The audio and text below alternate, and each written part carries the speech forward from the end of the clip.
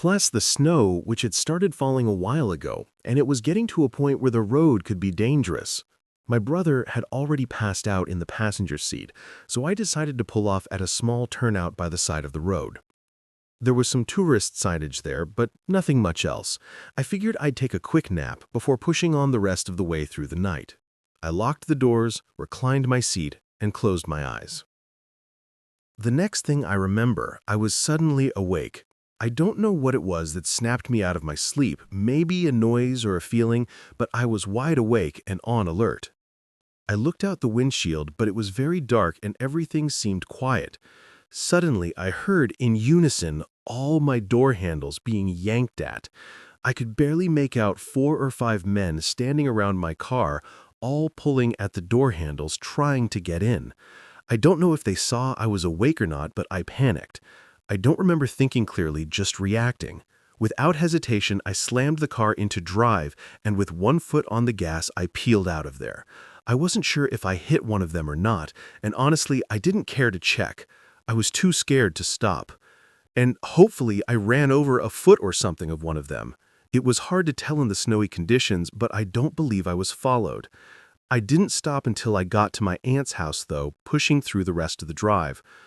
Looking back, I still don't know who those men were or what they wanted, but because of how isolated and dark that stretch of road is, I know they had to be bad people, and they likely traveled that road often. That part of the world is quiet, desolate, and isolated, and I never drove that road at night again. To this day, it remains one of the most terrifying moments of my life.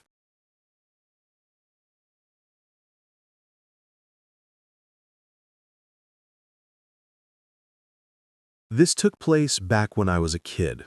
I believe that I was 10 years old or so. This was in the late 90s, and during this time, I would ride the bus home from school.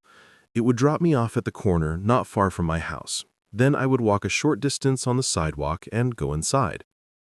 We lived in a pretty standard neighborhood in the suburbs, and when I would arrive back home from school, both of my parents would still be gone at work. I had been trusted to be home by myself since I was 9 years old, and I didn't mind it. But in the afternoons, I would usually only be by myself for about 2 or 3 hours. I would just hang around the house and do homework or watch TV.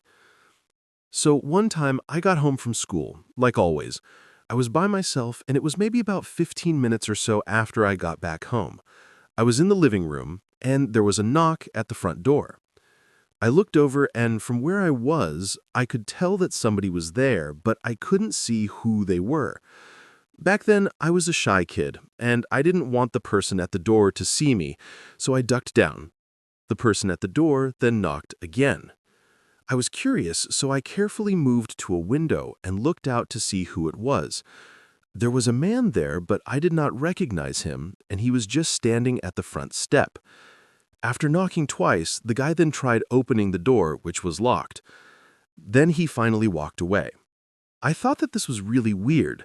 I watched him cut through the front yard and then go out of sight heading towards the sidewalk. It was very confusing why this guy would be here. I was thinking that he had to be at the wrong house or something. I really couldn't think of any other possible explanation, but after the guy left, I moved on and forgot about it. It was certainly strange and a bit creepy, but it didn't seem that bad to me. My parents ended up getting home later and everything was fine. But the very next day, I saw the man again. I remember that I rode the bus home and I got dropped off. Shortly after I stepped off the bus, I remember noticing the guy. He was a long ways away but walking down the sidewalk. I found it strange to see him here again, because until the previous day, I had never seen him before. I was not aware of him living in the area or anything like that. So I tried to hurry up, and I walked quickly to my house, then I unlocked the door and went inside. Once I was in, I felt safe, and I didn't really think that the man would do anything. But maybe 5 minutes later, there was a knock at the door again. I looked and saw that the same guy was back. Obviously, I was not going to answer the door. I tried to stay hidden from the view of the man. This time, he only knocked once, and again, he tried opening the door. But after that, I saw him start to walk away. It was pretty much the same thing as the day before, and I saw him go out of my sight. This time, though, I was more creeped out because of the fact that he was here 2 days in a row. Plus, he saw me walk to the house, so there was no mistaking it. But for the next hour or so, nothing else strange happened. I was just hanging out in the living room. Then I decided to go out and water some of the flowers in the backyard. I went to the back of the house where the kitchen was and then left out the back door. I took 2 steps into the backyard and saw the guy coming out from behind a bush. He was walking towards me. I ran back inside as fast as I could, and the man started running after me. I closed the door and locked it just in the nick of time. He nearly stopped me. He tried getting in but couldn't. I ran out of the room and went to the phone in the living room. I dialed 911 and asked for police to come to my address. The man ran away at that point, though. I was glad he was gone. The police got there a while later and searched the entire property as well as the neighborhood. However, the man was long gone by then. There was a bit of an investigation done. I don't really remember much else other than a neighbor about a block away remembered seeing a work van parked on the side of the road. They didn't know whose it was, and it was thought that maybe that was the guy's vehicle. After that, though, he never came back. I'm really glad that I was all right. I will never forget that scary experience.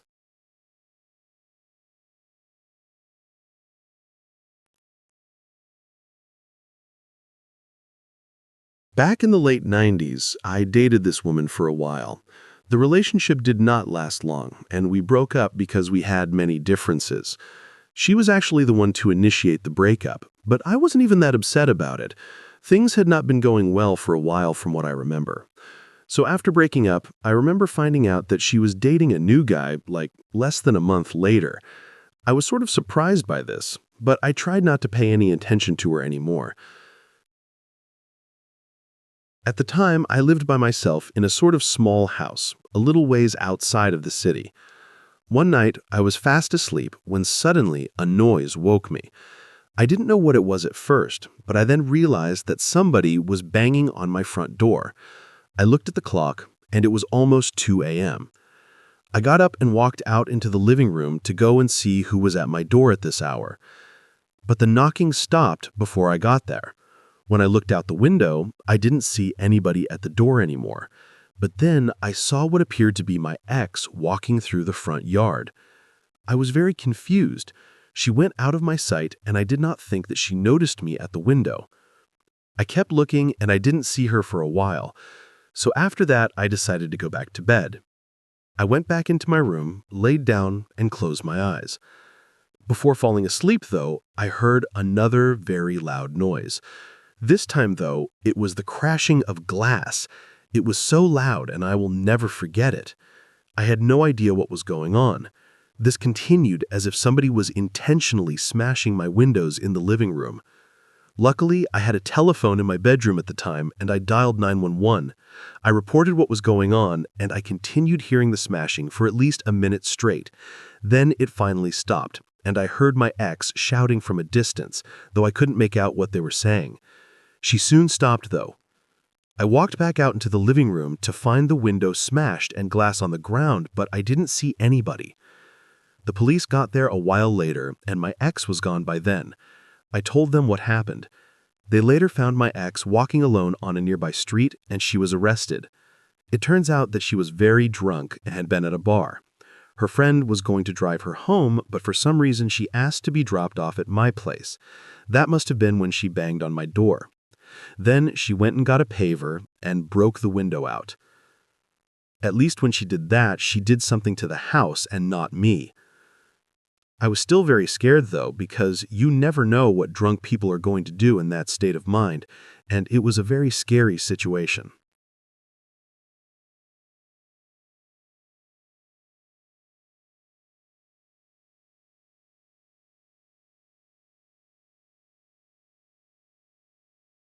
A long metal pipe type of object that was in my neighbor's yard. She used that to then smash my windows before leaving.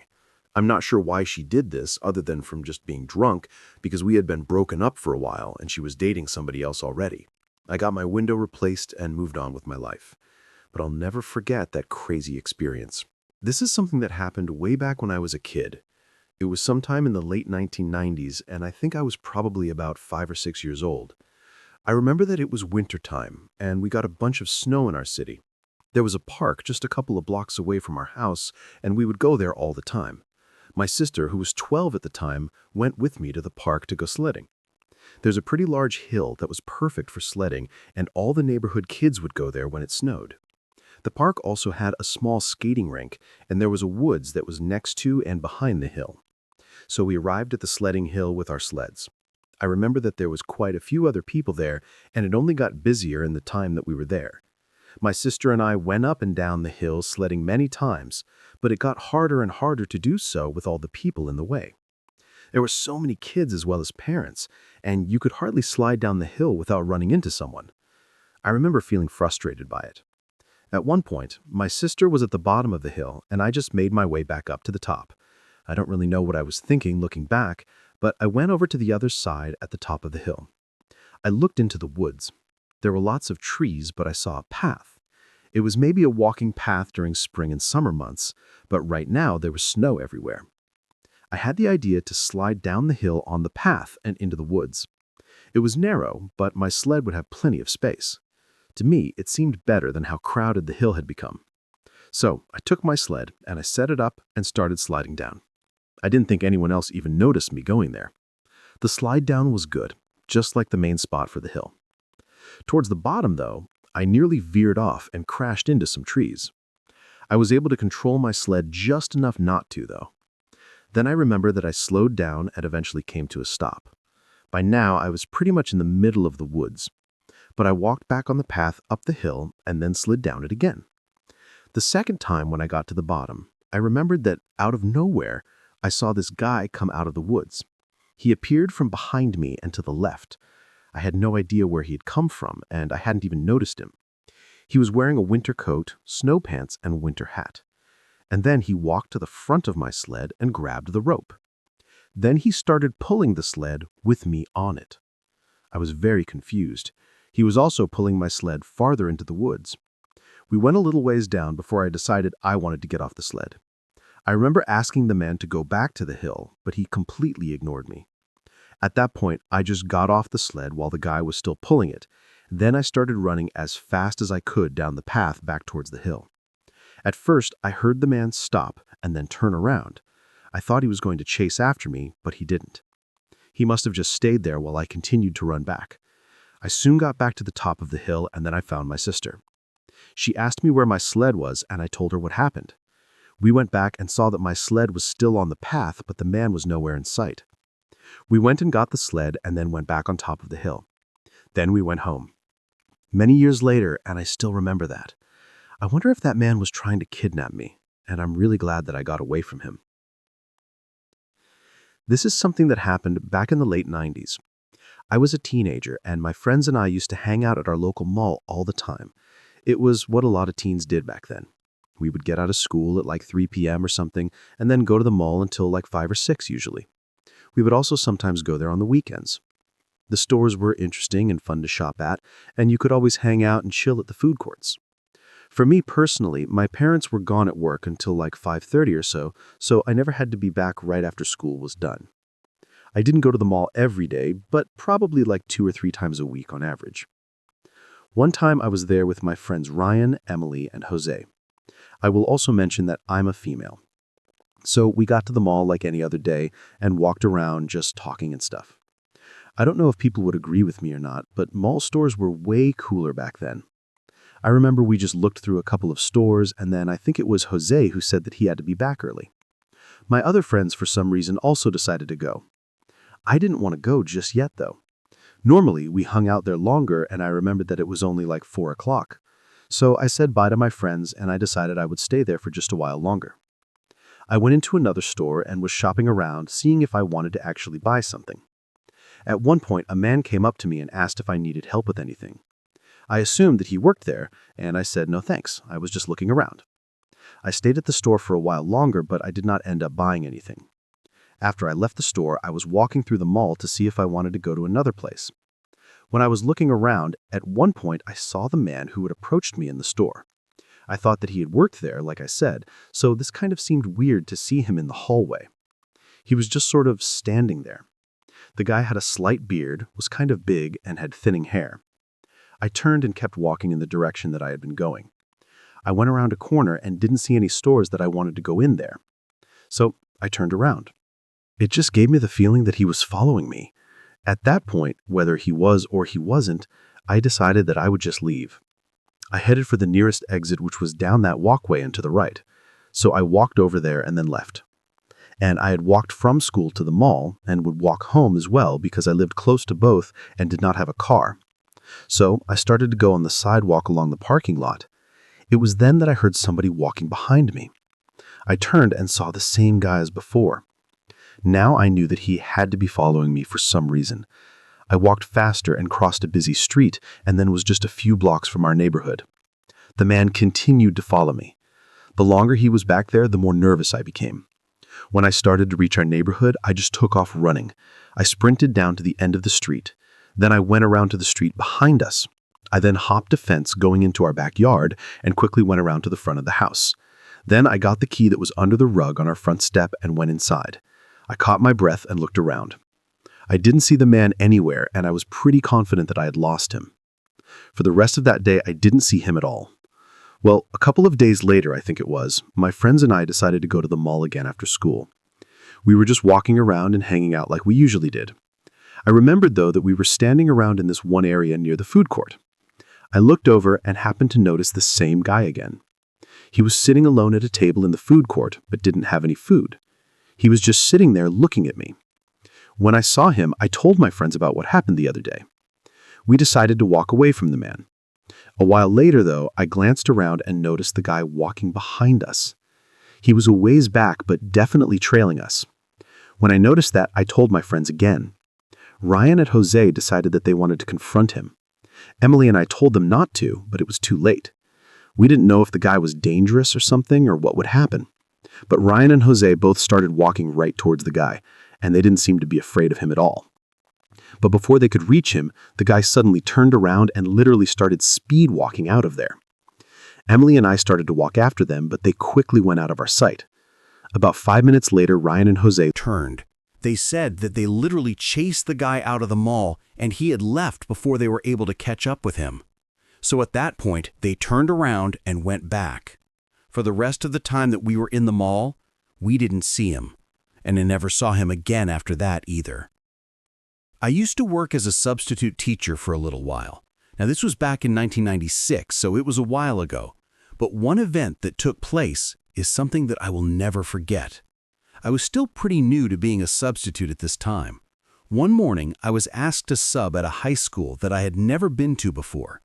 I think to this point, I had subbed at about 3 different schools, all in the same area.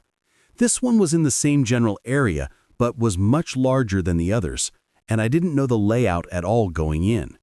When I arrived to the school, I went inside and then checked in with somebody in the offices. They gave me the room number that I was subbing at and also gave me basic directions on how to get there. So I left the offices and headed for the classroom. Apparently it was at the complete opposite end of the school. I remember passing by so many kids and it took a while to get there. About halfway there, I would say, I heard this bell ring. I knew that class didn't start yet, so I wasn't sure what exactly this bell was for. Then I heard this announcement that the school was being locked down. I didn't really hear it that well because the hallways were loud from all the students, plus the quality of the intercom back then was not what it is today, and it sounded like somebody was talking really close to the phone. I just remember hearing the words lockdown and not a drill. The other stuff I couldn't really make out. I think that they were saying that kids were supposed to go to their first period classes. So I tried to go faster and make it to the classroom that I was responsible for. The hallways very quickly became quiet, and soon I was the only person walking in them. I made it to my classroom probably 2 minutes or so later. Once I was there, I went inside of the classroom and saw that there wasn't a single student in the room. The classroom was empty, and I figured that all of the students had gone to other classrooms. Maybe they saw how there was no teacher in the room and went elsewhere. So, nevertheless, I got inside and then closed the door to the classroom. I locked it and then went and sat down at the desk. I didn't know why the school was locked down or where all the students went that were supposed to be in the classroom, So I just looked over the plans for the day for each class of what my instructions were. I hoped that the lockdown would not last very long and we could get things back to normal. After maybe 20 minutes or so, everything had been quiet to that point, but then I heard a knocking from my classroom. I got up, walked over to the door, and looked out of the window. There was what looked to be a male student standing at the other side of the door. I remember that he had dark hair, glasses, but was somewhat tall and strong-looking. I figured that he was a student that was supposed to be in the class that I was subbing for. I opened the door and let him come inside of my room. I asked him if he was in this class, and he said yes. Then he just walked over and sat down at a random desk. He told me that he was late and asked me if I knew what the lockdown was for. I said that I had no idea. Then we just sat there in silence for a little while. He was kind of just looking around casually. I remember asking him how the regular teacher ran things, and he just said that he's cool. Then we just sat there in more silence, waiting for the lockdown to be over. I remember that after a little while, I heard some footsteps going down the hallway. I didn't know who it could be. Then they passed by my classroom and kept going. It was awkward, and I wanted to make more conversation, so I looked around the desk and found the seating chart. I asked the student what his name was, and I looked at the class roster. The kid said nothing. It was strange because I didn't say it quietly or anything. I thought that he would have heard me. So I asked him again what his name was. This time, he looked up at me and then said that he had to go. He stood up and started walking over to the door. I told him that he wasn't allowed to. Obviously, in a lockdown, that's like the #1 rule. He didn't listen, though, and then he started running for the door. I started walking over him quickly, but he unlocked the door and then left. I mean, I'm not sure what I could have done. I'm not going to physically restrain the kid. I was guessing that he'd run into a hall monitor shortly after and get in trouble or something. But why did he run? I mean, I only asked him his name. That's when I thought maybe he wasn't actually in the class. And even worse, maybe he had something to do with the lockdown. I locked my door and then continued to wait inside of the classroom. Almost an entire hour went by until finally there was another announcement that the lockdown had ended. After that, the school day went on normal for the most part.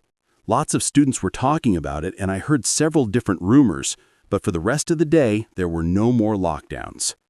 By the following day, I had learned more about the true details.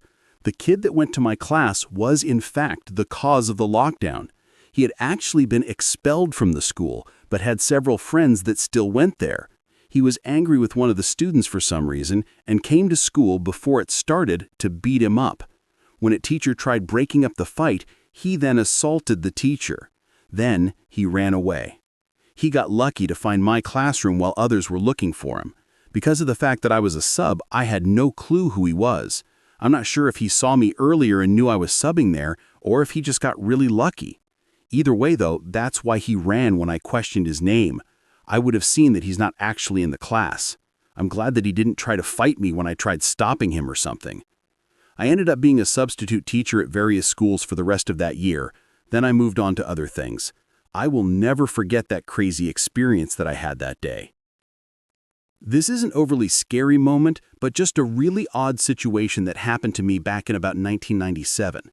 In the late 1990s and early 2000s, I worked doing trauma scene work.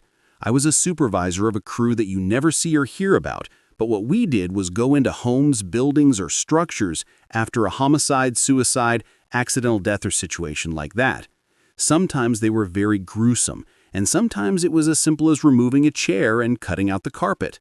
Oftentimes it involved a lot of cleaning and removal to sanitize the scene, both visually and biologically. Our goal was to leave the scene as void as possible. Like if you didn't know what happened there, you would just assume that it was under renovation. This one time, it was about midday, so not the usual middle-of-the-night cleanup after a bait body call. I don't know why the police and fire departments always waited until the night to call us out, but I would say 80% of the time that's how it happened. The day was a bright, sunny, not-so-warm day in a suburb of Los Angeles. I won't give the exact details of the location for privacy, and I don't think I even remember exactly what street it was on, but I do know that it was an older, yet very wealthy area of Los Angeles, the kind of neighborhood where you would expect doctors, business executives, or people in the entertainment industry to live in. As we pulled up to this home, it was a huge spread of mid-century modern with fancy landscaping and a long, curvy driveway. The place looked very well kept. The typical scenario was I, being the supervisor, would approach the door while my crew waited by the trucks. Since this was supposed to be a small job, we only had my vehicle and our service truck.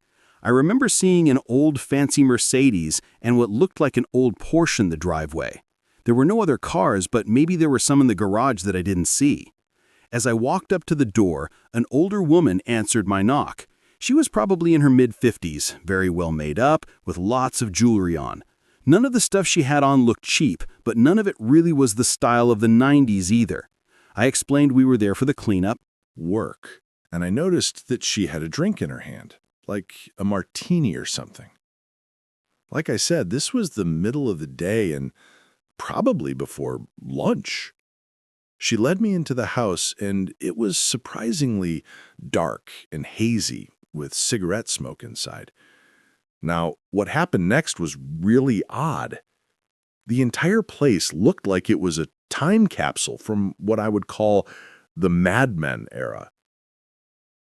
The house wasn't what gave me the creeps, but as she was leading me to like a second den area, we passed through the front room, another living room, and a bar and pool table area.